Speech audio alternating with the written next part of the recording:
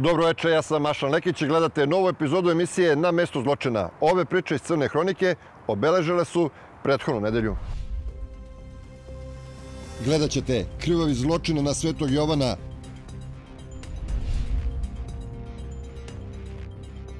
hapšenja za ubistvo u Sremskoj Mitrovici, direktan sudar 2 autobusa kod Umke,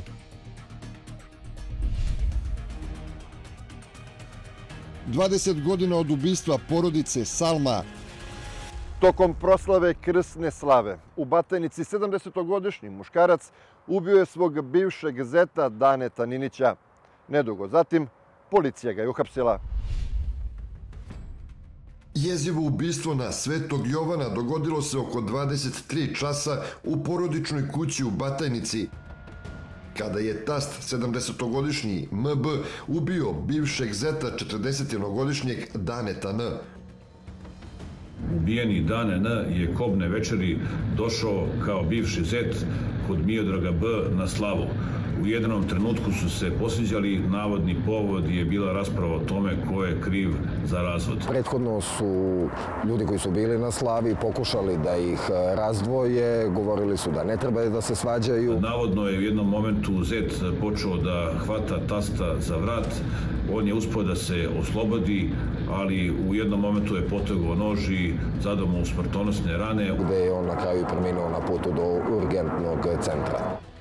Kako nezvanično saznajemo, u trenutku ubistva u kući je bilo i dece.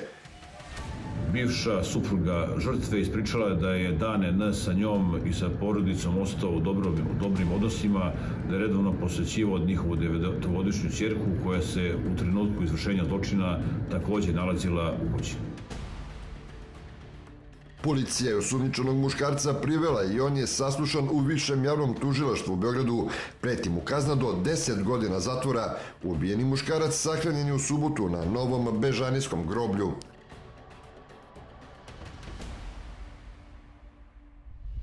Posle opsežne akcije policije u Beogradu, Sremskoj Mitrovici, Bosni i Hercegovini, uhapšeno je 6 osoba zbog sumnje da su učestvovali u ubistvu Aleksandra Jurišića. Policija sumnja da je zločin naručen.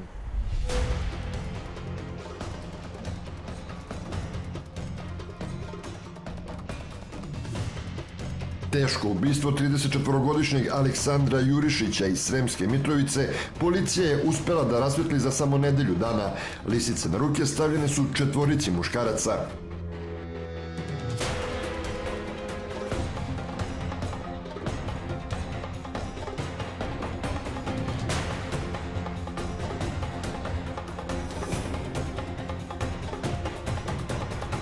Prema policijskom saopštenju, kao i po izjavi ministra policije, pripadnici MUP-a su u saradnji sa policijom iz Sremske Mitrovice uhapsili više osoba.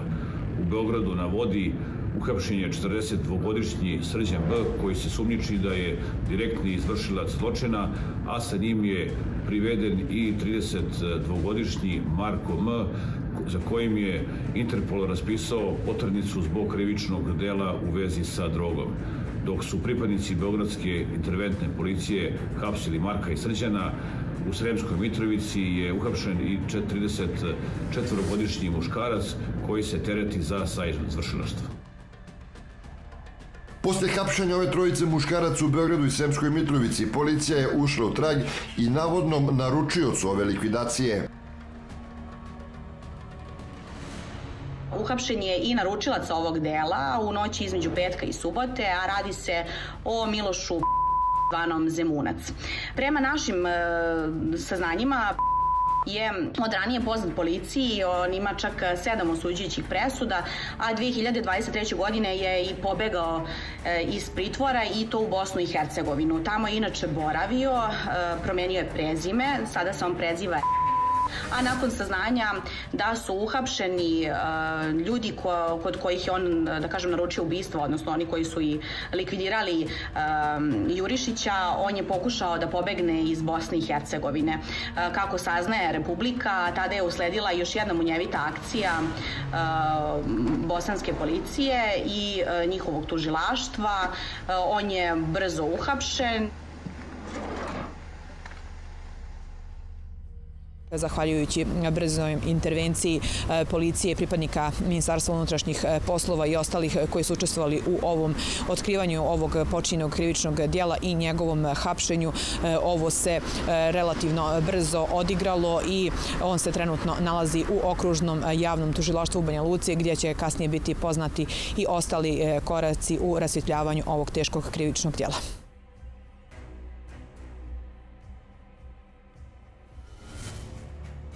Kod jednog od uhapšenih u Beogradu policija je pronašla i pištolj, zbog čega se on tereti i za krivično delo nedozvoljeno nošenje oružja. Policija je također operativnim radom otkrila i stanove koje su osumnjičeni koristili.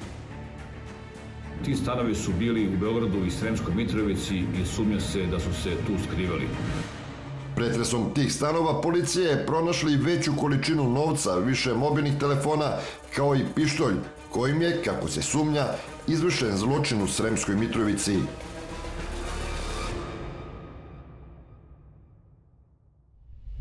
Dve osobe su poginule, dok je 56 povređeno u direktnom sudaru dva autobusa koji se jutros dogodio u blizini Beograda.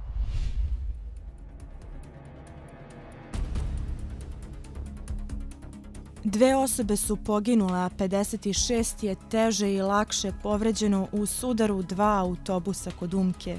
Nastradala je 45-godišnja Violeta I iz Koceljeve, službenica u Ministarstvu saobraćaja, i 28-godišnji Uroš H, inženjer u termoelektrani Nikola Tesla. Pokrenuta je istraga kako bi se utvrdilo kako je došlo do direktnog sudara dva autobusa rano jutros oko 6 sati na Obrenovačkom putu između Umke i Ostružnice. Policija je popodne uhapsila vozača jednog od autobusa zbog sumnje da je izazvao ovu tešku saobraćajnu nesreću tako što je nepropisno obilazio kolonu vozila i direktno se sudario sa autobusom koji mu je dolazio u susret.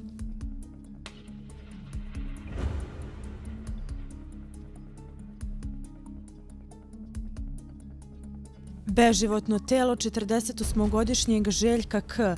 pronađeno je u petak uveče pored puta u selu Senaja kod Mladenovca. Prema prvim informacijama, on je izgubio život kada je na njega dok je hodao naleteo automobil. Ono što je uzdrmalo javnost jeste sumnja da je do nesreće došlo zbog svađe u uživo prenosu na TikToku. Prema pisanju medija, on se posvađao sa 46-godišnjim VB, posle čega je navodno krenuo i uživo da se obračuna sa njim. Iako je nakon nesreće vozač pobegao sa lica mesta, osumnjičeni VB ubrzo je uhapšen. Nažalost, ovo je bio crni dan na putevima Srbije.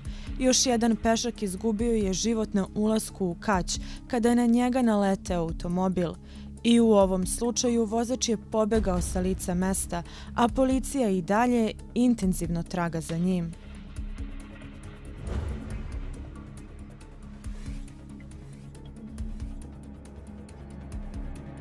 Nju je tom prilikom udario i nosio automobil za čijim volanom je bila njena vršnjakinja MS.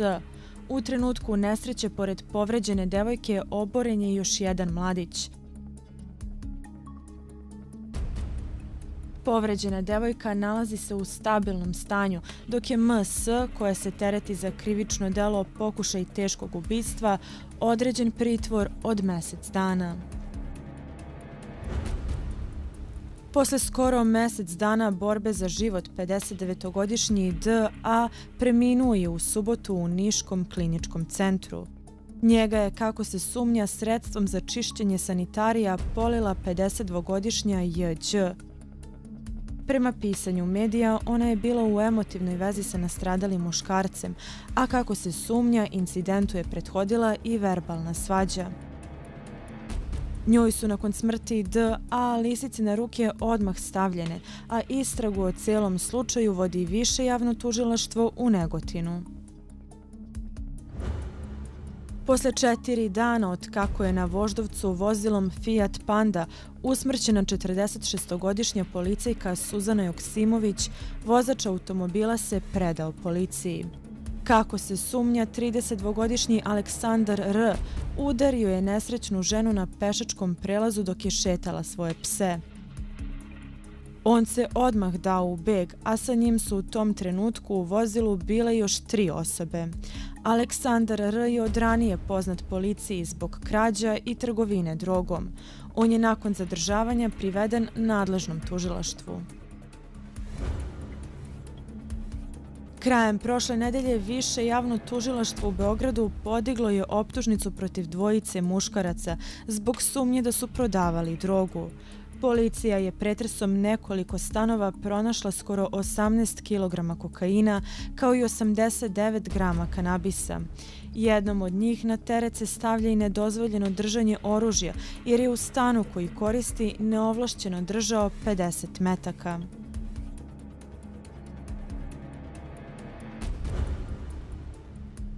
U Italiji je pre nekoliko dana uhapšen 22-godišnji Srbin i to kada je specijalno obučen pas nanjušio drogu u kombiju kojim je upravljao ovaj mladić.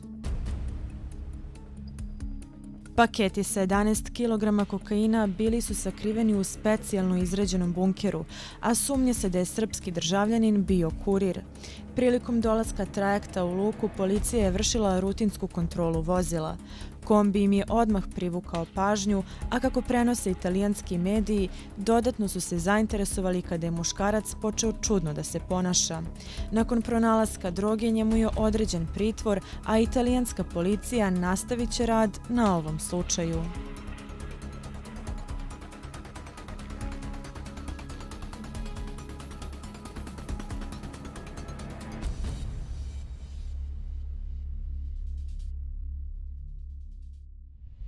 Pored aktualnih događaja, emisija Na mestu zločina podsjeća i na nerešene slučajeve.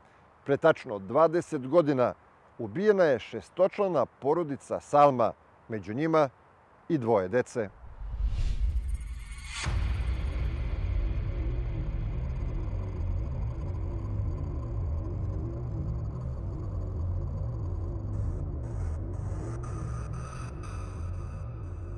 U jednom bezumnom činu uništene su 3 generacije porodice Salma.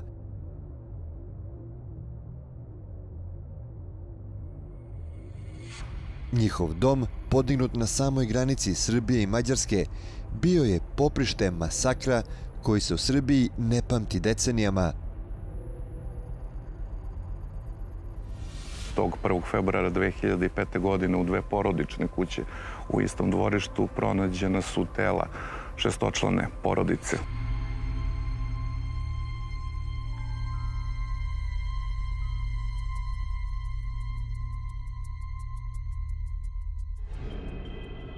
Samo ubistvo porodice Salme bilo je onako zapanjujuće i iz prostog razloga što je i sam način izvršenja zločina, odnosno korišćenje 2 vrste oružja, prvo noža, a potom i pištolja, dovelo odmah do činjenice da su najmanje njih 2 učestvovali u tom zločinu.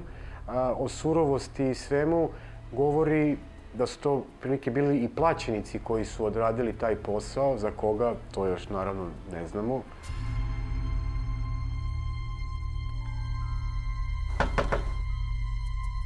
Zločin se prema policijskim pretpostavkama dogodio posle večere, 7 dana pre nego što su pronađena tela.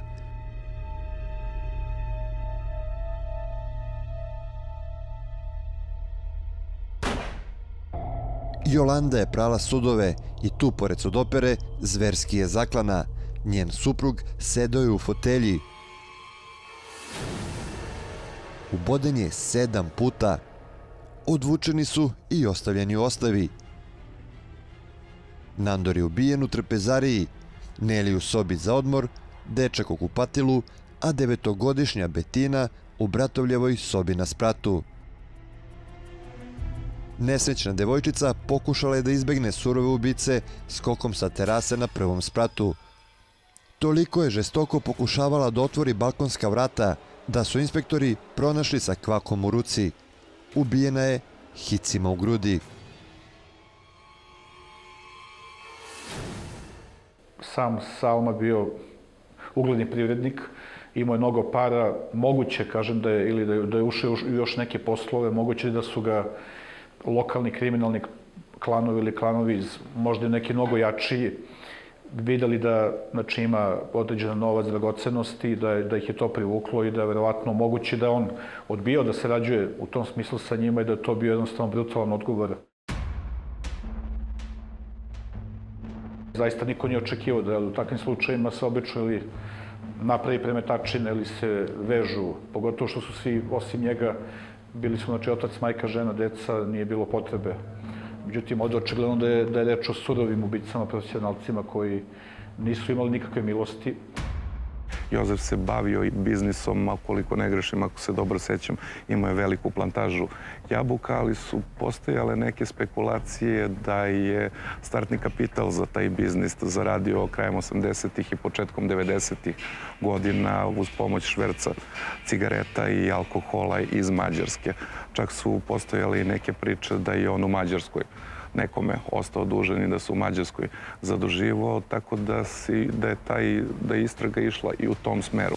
Da je u pitanju osveta govori činjenica da je u stanu, odnosno u kući, u domaćinstvu njihovom da je pronađen novac, da su pronađeni 1000 evra po torbama ukućana, to ubice nije interesovalo, oni su samo izvršili to zašto su plaćeni i otišli su, novac nisu dirali, nisu ništa. Ko je i zašto zatro celu jednu porodicu, pitanje na koje godinama unazad nema odgovora. Motivi su traženi pre svega u poslovima Nandora Salme. Sumnja se da su zbog njega ubijeni njegovi roditelji, žena i deca.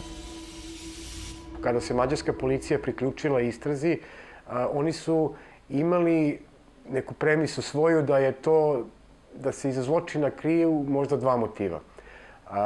U svakom slučaju njima je najzanimljiviji bio sin, taj Nandor, i pretpostavili su da je on, da kažemo, najviše zgrešio i da se on najviše zamerio ubicama. Interesantno je da je mađarska štampa pisala o čudnim okolnostima pod kojim je 1997. ubijen i Nandorov poslovni partner Zoltan Nemec iz Kiškundaroša. Nemec je nastradao u eksploziji bombe podmetnute po njegov Mercedes. Mađari su imali jednu vrlo dobru verziju, a to je da je on sarađivao sa mafijama bivše SSSR i da se sa njima zamerio u veoma unosnom poslu, a to je prostitucija i trgovina ljudima. Policija je od početka sumnjala da se iza zločina krije osveta i upozorenje. Samo se tako može objasniti surovost dela. Oni su tipovali da su u pitanju zbog načina izvršenja i svega par plaćenih ubica koji odlazi da odradi taj posao. Tipovali su da je u pitanju mađarska ili čak rumunska mafija. Dakle, Rumuni, ali njima su Rumuni nekako bili najbliži. Istragu vodi tužilaštvo za organizovani kriminal. U jednoj jedinoj izjavi koju je dao povodom ubistva porodice Salma, tadašnji tužilac je rekao da je na osnovu raspoloživih dokaza jedno sigurno. To je delo organizovanog kriminala. Poslednjih godina se pojavila i informacija koja u sklopu svega ovoga ne mora da znači da nije tačna. A to je da su oni u stvari ubijeni zbog dijamanata. Navodno, Nandor je ulagao novac u dijamante, radio sa dijamantima i na kraju su mu moguće i dijamanti došli glave. Pominju se i neko drago kamenje i neki dragulji koji su bili na nekom navodnom ukradenom nakitu koji ipak nikad nije pronađen.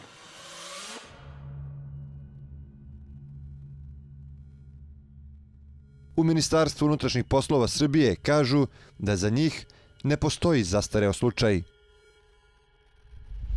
Gledali ste Na mestu zločina. Ja sam Maša Lekić. Ostanite uz prvu.